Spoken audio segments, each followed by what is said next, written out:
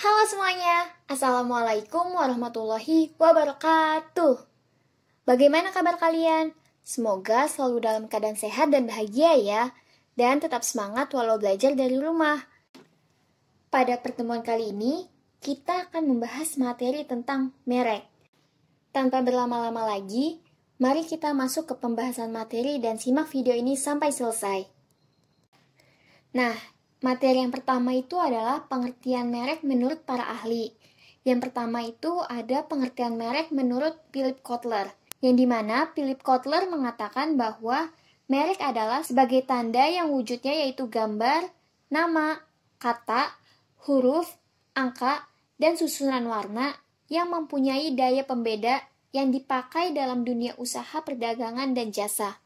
Sedangkan menurut Jaslim Saladin, merek itu berupa sebuah nama, istilah, tanda, lambang atau desain yang dipakai untuk identifikasi barang atau jasa dari seorang penjual, yang fungsinya sebagai pembeda barang atau jasa dari produk pesaing usaha. Selanjutnya itu ada pengertian merek menurut Dr. Bukhari Alma, yang menyatakan bahwa merek itu sebuah tanda atau simbol yang fungsinya sebagai pemberi identitas suatu barang atau jasa tertentu.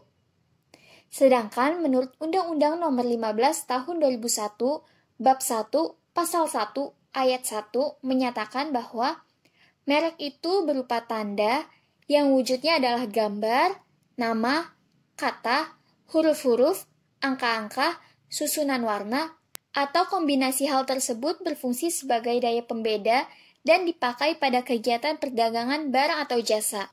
Berdasarkan definisi para ahli tersebut, dapat disimpulkan bahwa merek itu sebuah nama, tanda, simbol, rancangan, bisa juga dari kombinasi hal tersebut. Merek itu dibuat untuk mengidentifikasi barang atau jasa dari seseorang dalam hal membedakan produk. Wujud dari merek bisa seperti logo, nama, merek dagang, dan simbol lainnya. Perlu kalian ketahui, dalam merek terdapat 4 bagian.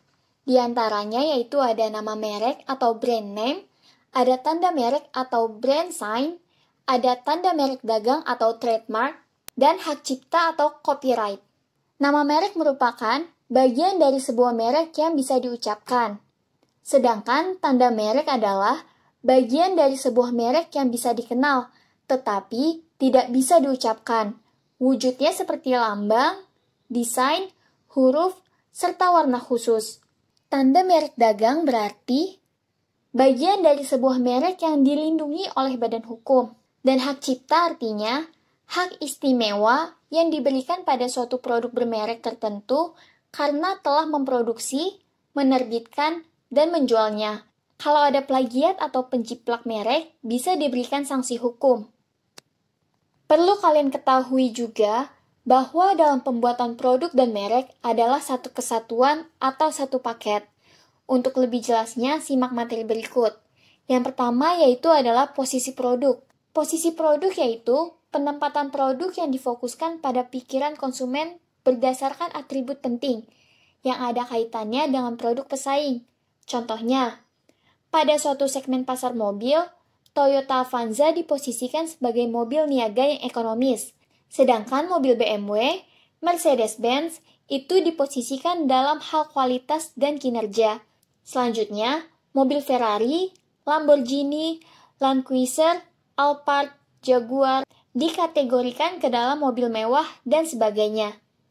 Selanjutnya itu ada sisi merek, yang dimana merek atau brand sebagai bagian produk memiliki manfaat dan cara pembuatan secara khusus. Adapun manfaat dari pemberian merek pada suatu produk yaitu sebagai berikut. Yang pertama, sebagai pemberi mutu tertentu pada produk yang ditawarkan. Yang kedua, pelindung produk yang unik dari adanya kemungkinan penjiplakan atau peniruan oleh para pesaing. Yang ketiga, dipakai sebagai landasan dalam mengadakan diferensiasi harga. Dan yang keempat, mempermudah dalam penanganan produk yang dipasarkan. Suatu merek bisa disebut sebagai merek yang baik jika mengandung aspek berikut. Yang pertama, memiliki sifat asli dan belum pernah dibuat oleh perusahaan lain, mampu mencegah adanya usaha pemalsuan, mampu menarik minat membeli, dan sebagai pencerminan kegunaan barang dan perusahaan. Adapun syarat-syarat merek yang baik adalah sebagai berikut. Yang pertama, sebagai alat promosi dan alat pembeda barang yang diciptakan suatu perusahaan dengan hasil perusahaan lain. Yang kedua, mudah diingat oleh para konsumen. Kata-kata serta gambarnya tidak terlalu panjang serta gambarnya tidak rumit atau sederhana.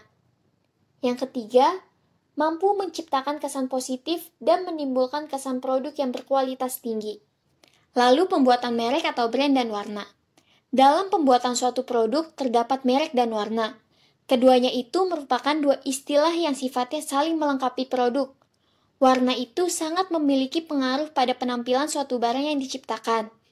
Jadi, bagi pihak produsen harus mengetahui warna yang paling disukai para konsumen di daerah.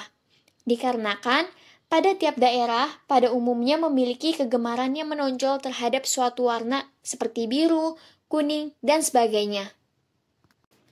Selanjutnya itu ada label. Label itu juga satu paket dengan produk serta merek. Dalam pembuatan label, biasanya berkaitan dengan pengepakan. Selain itu, label juga berupa keterangan seputar kondisi serta keberadaan barang tersebut. Label itu banyak macamnya. Yang sering dipakai oleh beberapa perusahaan yaitu sebagai berikut. Yang pertama ada label nama, yang artinya label yang dipakai untuk nama produk saja. Yang kedua, grade label, yang artinya label yang dipakai sebagai penunjuk tingkat kualitas yang dikandung suatu produk.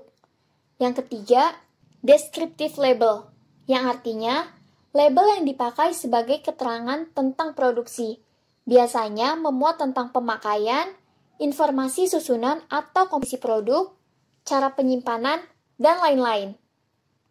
Baik, untuk materi pada hari ini cukup sekian. Semoga apa yang saya sampaikan dapat bermanfaat untuk kalian. Dan apabila ada pertanyaan, bisa kalian ajukan di kolom komentar atau di WA Group. Terima kasih, selalu jaga kesehatan dan tetap semangat. Wassalamualaikum warahmatullahi wabarakatuh.